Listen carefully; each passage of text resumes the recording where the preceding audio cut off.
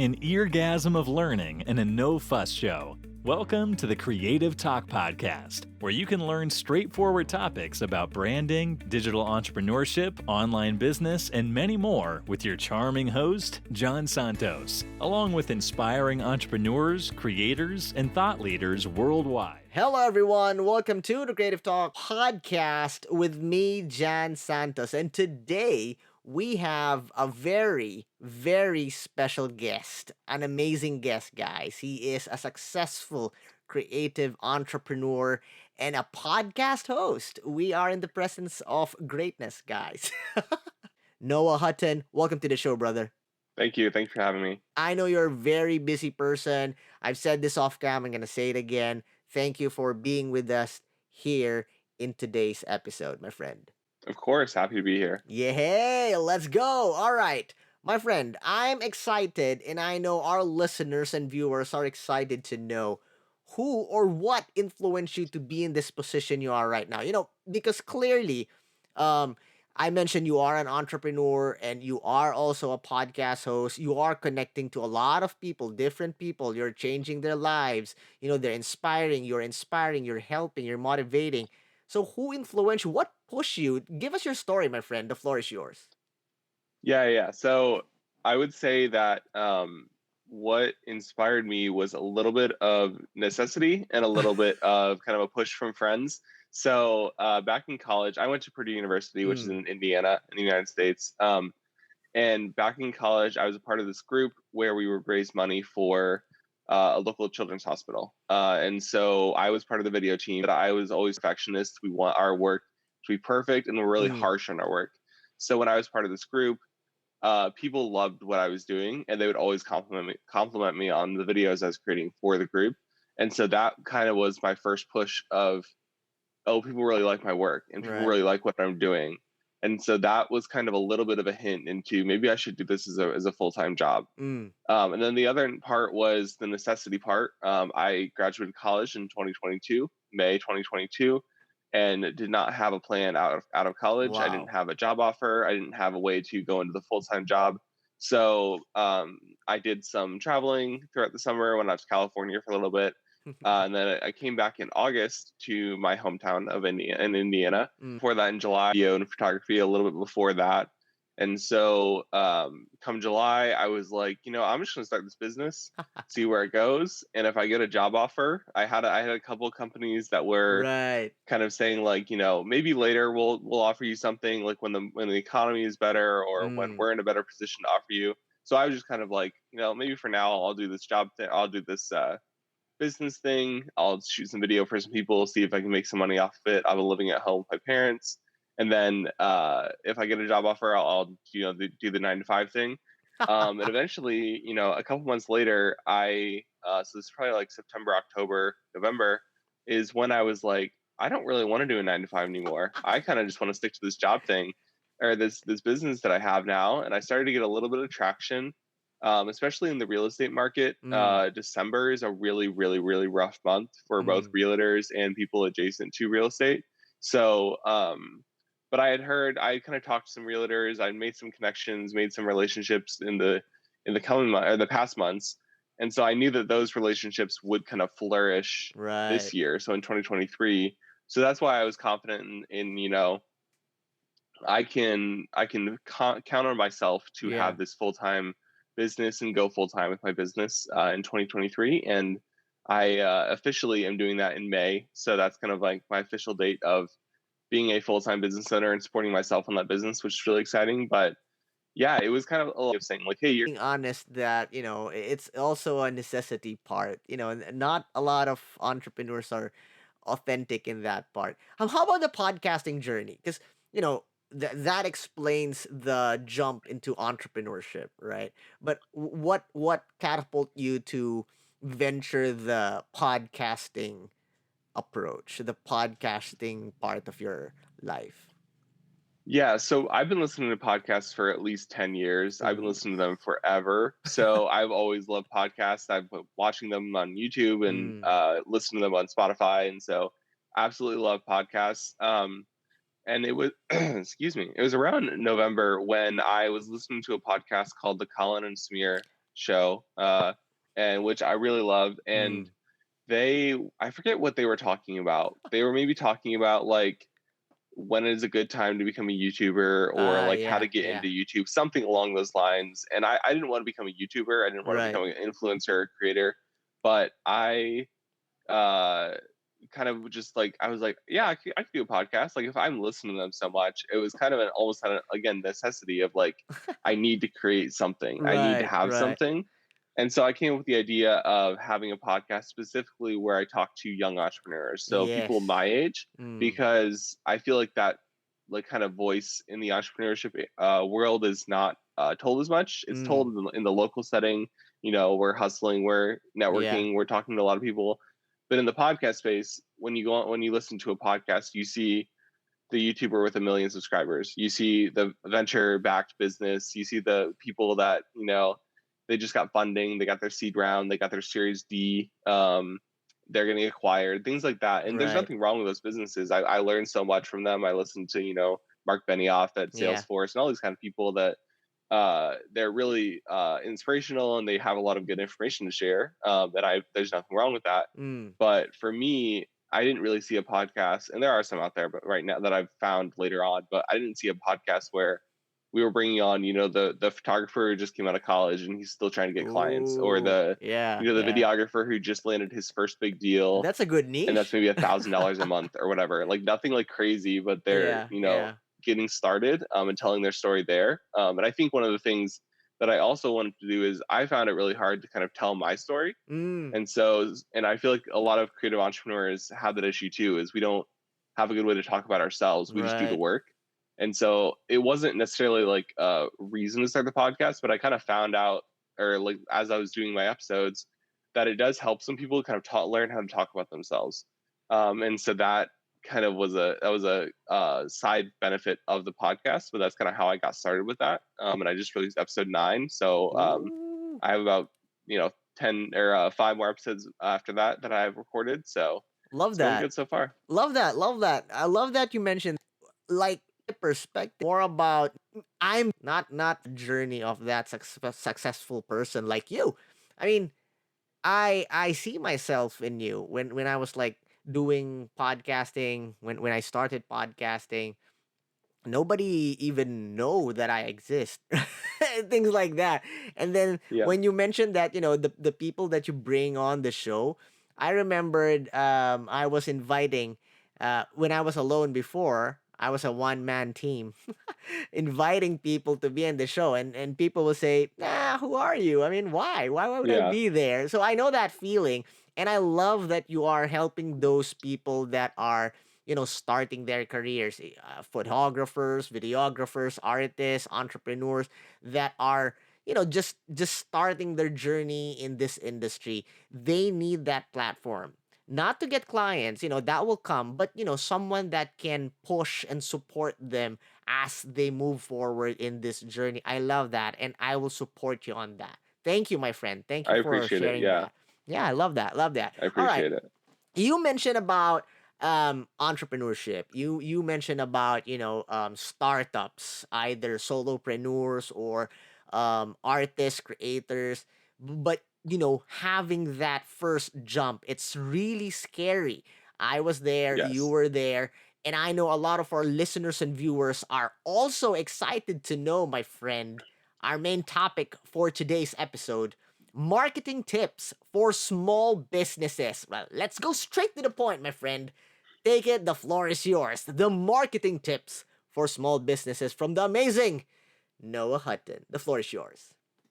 Thank you. Yeah. So my biggest marketing tip for entrepreneurs, and this has taken me a long time to kind of learn and realize that this is what I should be doing, is you need to be face to face with people. It doesn't matter if it's a potential client. So like for me, it's realtors, Mm, and other people, mainly realtors. Like it doesn't have to be the real estate agent. It could be just other business owners in the right. community. It could be other community leaders, you know, the mayor or Mm, state leaders or whoever it is. You need to be face to face with those people.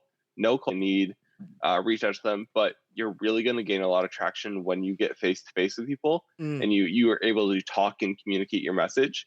And another thing that kind of comes along with that is it is very much a long game. It's Right. not going to happen overnight. So a good example of this is I worked with a brokerage down back at where I went to college in Purdue, and Mm. I met them last summer around like July, and I wanted to be a real estate photographer for them, so actually do their real estate listings. And they were like, "Oh, we already have a person, but we have a marketing need. We need a video content Oh, for our right. business." And I said, "I would be happy to do that. Let's talk about what you need. Mm.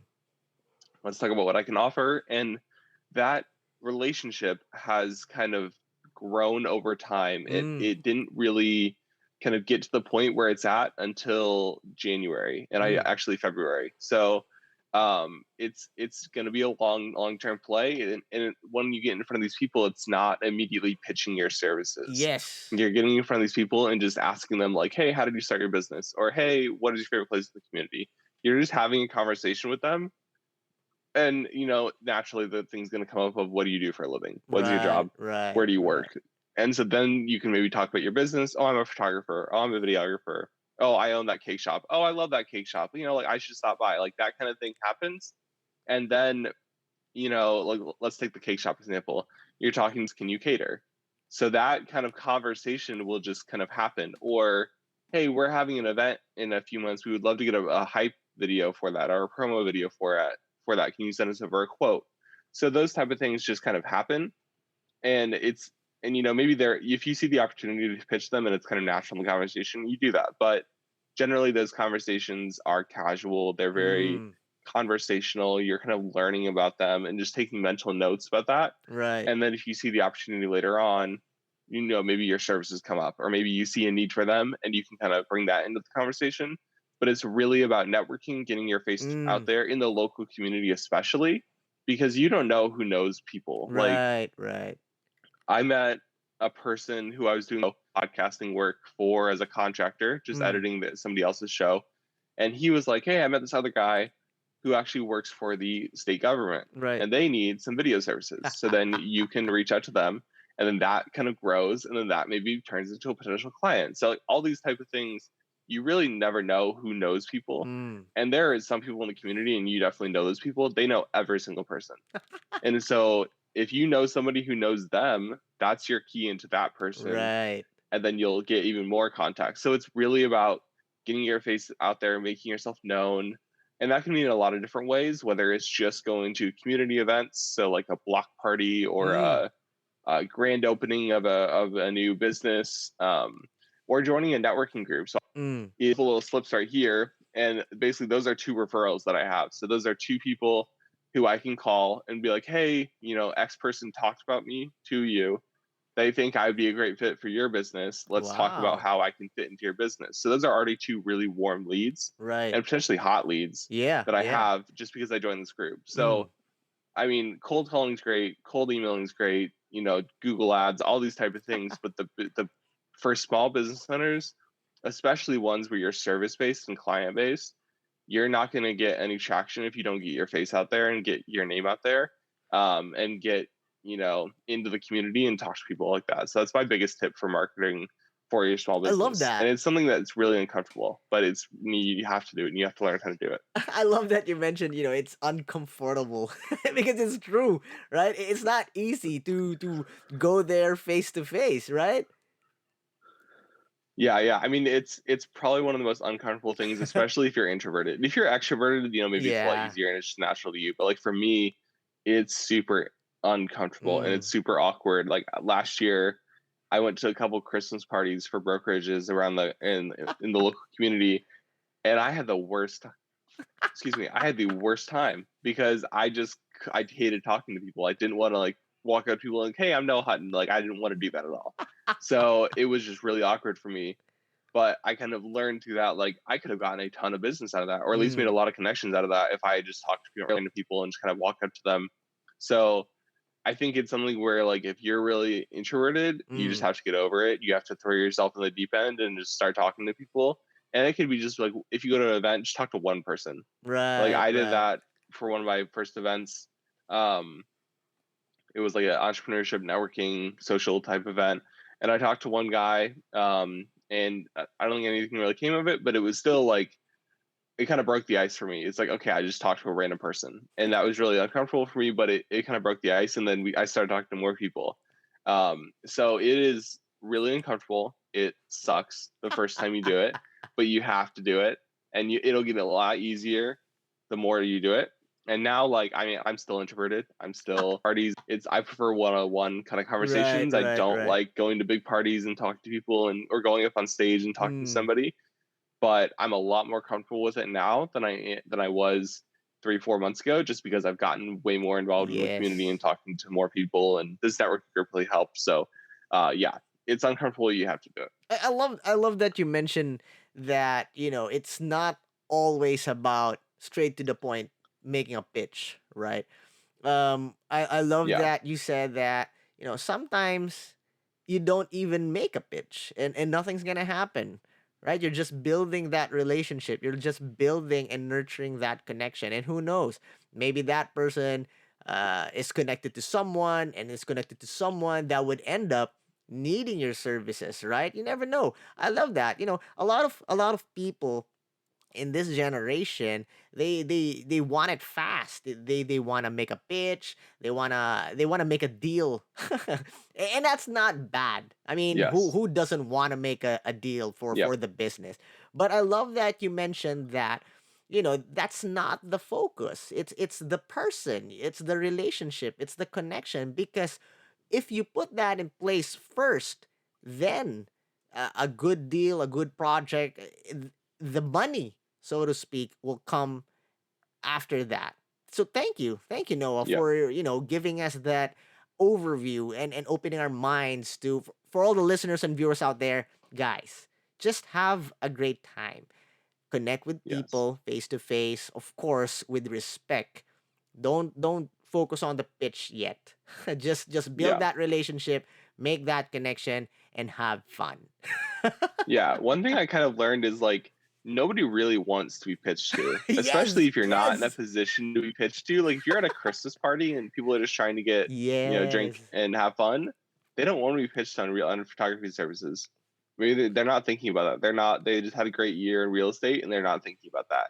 So I think it's really important to kind of recognize the time and place for a pitch. Mm, And maybe it's, hey, here's my card. I'll call you in a week and we can get something set up. And that's all you say. right. And then maybe once they're in a mindset of, okay, we're back to work, because I know, like, in real estate specifically, like early December, they Mm, all just shut down. They do their mm, Christmas parties for all the companies, all the associations they go to. They shut down, and then they go to Mexico and they have a fun time, and they go on vacation, and then they come back, and mid January they start up again. right, So, right. like, for me, I had to recognize, like, hey, nobody is buying real estate photography in December, so I do not need to pitch them, because all they're thinking about is Having a good time, the right? Christmas and, yeah, having a great time. So I think it's really important to just kind of recognize the situation. If you're in a situation where it's not really appropriate to pitch or not really Mm, right to pitch, just have the conversation.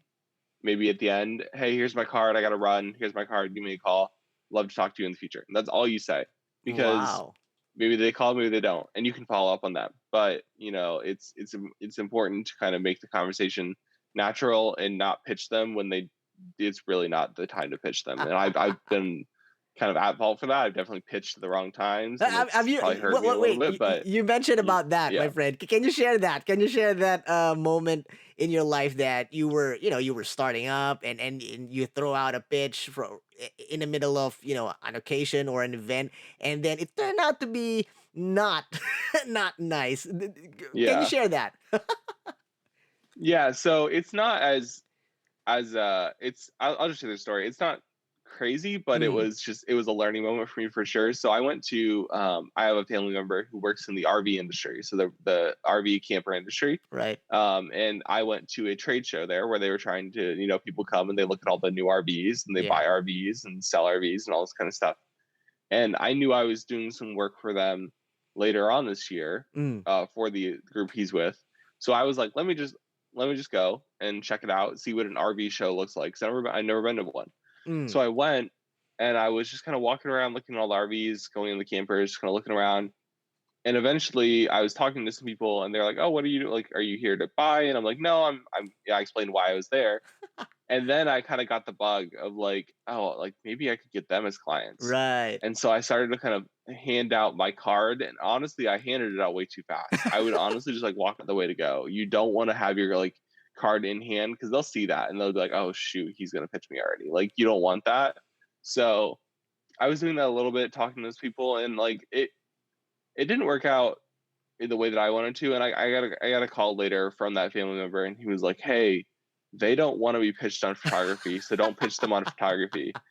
And I was like, I kind of felt bad, but I was also like, "Oh, that's very true. Like, Right. sorry, I didn't really mean to." And it wasn't like a big deal, Yeah. but it Yeah. was just kind of that moment of like, "Hey, don't do that," because Yeah. they're not there for that. They're there to sell RVs. Mm. They don't want to be talked to by vendors. Because they're making deals. Like I watched multiple people buy RVs at the show. Right. And so if I'm talking to one of their salespeople, that is one less person maybe Oh he can sell an RV to. yeah. So Wow. it's again like recognizing the right time and place for Mm. that to happen. Um, and kind of just recognizing the situation you're in. So if you're at a trade show where people are trying to sell products to vendors and most of the attendees are those vendors that are actual customers Mm. and you're not a customer, you're not in the right place necessarily. Maybe buy a booth at that point because then you can be a vendor at the trade show and be a part of it Yes. as opposed to Yes. just like kind of disruptive in that situation. So that was kind of my learning moment, and now I don't go to a ton of trade shows just because I recognize that they're not, that's not the time and Right. place. Um, so yeah, it's really about just kind of being very cognizant of your surroundings and understanding like why you're there for photography Exactly. services. Wow. Yeah, What a story, man. We have a question from Bobby James on Instagram. yeah. How do you know the right person to approach for a pitch? So, maybe you're in an event, a show, or a party. So how can you know the right person which that you can approach and make a pitch? Yeah, make a pitch. Yeah, so I think it kind of goes back to what I was saying earlier. Like, you're not always there to pitch. So I think really in those situations, what the right thing to do is Like just change talk the to a bunch of mindset, people. right? Change your mindset. Yeah, like I Don't don't. go and have that Yes, like mindset that you need to make a pitch. Just delete it, right? yeah, like you can, let's say you're going to an association event, and you can Mm. look up who the leadership of that association is in the beginning, and be like, okay, if I see those people, those are people I should talk to, and Ah. that's a great way to do it. But don't go into an event or go into a thing and be like, oh, that's the president of the company. I should pitch him. That's a really bad way to go about it because 9 times out of 10, they don't want that. So Yes. I would say just go into the situation, talk to as many people as you can, Mm. give out cards when you can. And, or like later on, if you know the right person to pitch to, let's say it's the marketing director or the events coordinator or whoever it is, Mm. maybe you recognize who that person is, planned amazingly, love the lights, everything, food was Right. great, love the event, thanks for inviting me, would love to set a time to talk about photography services. And that's not during the event, that's not a day after the event, that is like a couple days after the event, Mm. because with a lot of these events, they do the event and then they take Yeah. 3 days off.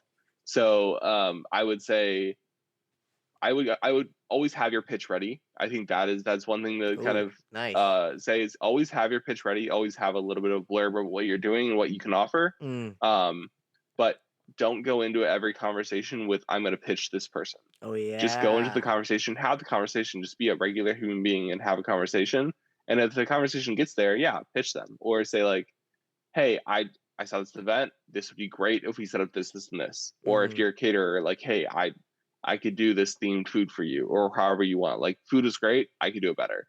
But only pitch when you see the right time.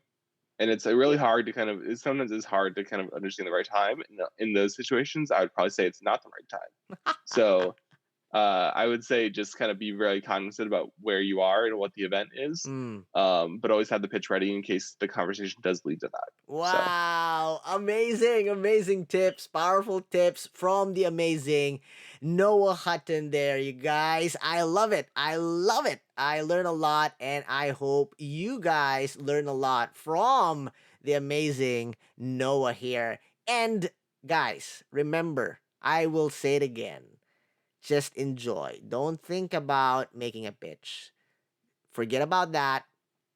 Make connection, build relationship, and everything will follow. Thank you. Thank you so much, Noah, for, sharing those amazing tips, sharing your story, and really giving valuable insights. But, my friend, we are not done yet. No, we're not done yet.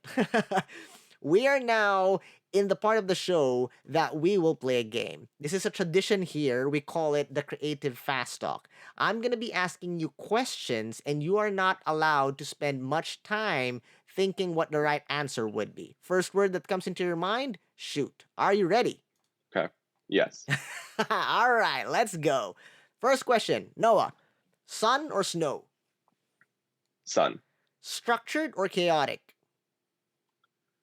Structured. Love or money?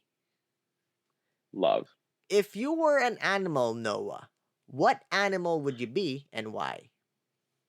I would be a golden retriever, Wow. puppy or a dog, just because I love dogs. I love the energy that they bring. They're very energetic, but also love to just kind of nap around and hang around. So Wow, love that. Very specific.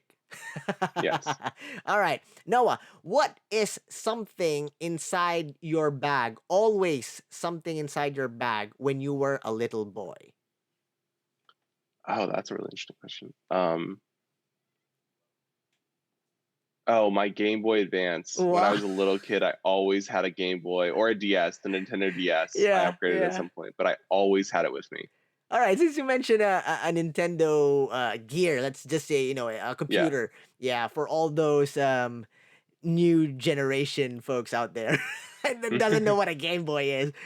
yeah, What's your favorite game that you always play? Of course, it's expensive, like the cartridges before, right? So, yeah. what are your favorite? What's the best, the most played game that you have before? So when I was a kid, it was Pokemon, but I would say as I grew up, it would be either Minecraft or NBA 2K. Wow, love that, love that, love that. All right, next, Yeah, Noah, what are you afraid of? I am afraid of not having like control of the situation. Like I always want to Ooh. know what's going on, not having the knowledge. Let's say that because I can deal without the control, but not having the knowledge of what's happening in the situation. Yeah, that's scary. Love that. Love that. Next, Yeah, popcorn and movies or dinner and dancing? I would go popcorn and movies. I'm not a big dancer. All right, since you mentioned popcorn and movies, name your top three movies of all time. Well, this is really good because I was a film major in college, so I have that ready.